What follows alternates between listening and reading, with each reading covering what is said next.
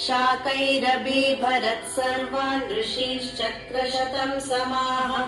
महासरस्वती सैव जाता शाकम्भरी शिवा नाम्नां सहस्रं तस्यास्ते वक्ष्यामि शृणु भक्तितः अस्य श्री शाकम्भरी सहस्रनाममाला मन्त्रस्य महादेवर्षिः अनुष्ठुप् छन्दः शाकम्भरी देवता सौः बीजम् क्लीं शक्तिः ह्रीं कीलकम् चतुर्विध पुरुषार्थ सिद्ध्यर्थे शाकम्भरी सहस्रनाम मन्त्र पठने विनियोगः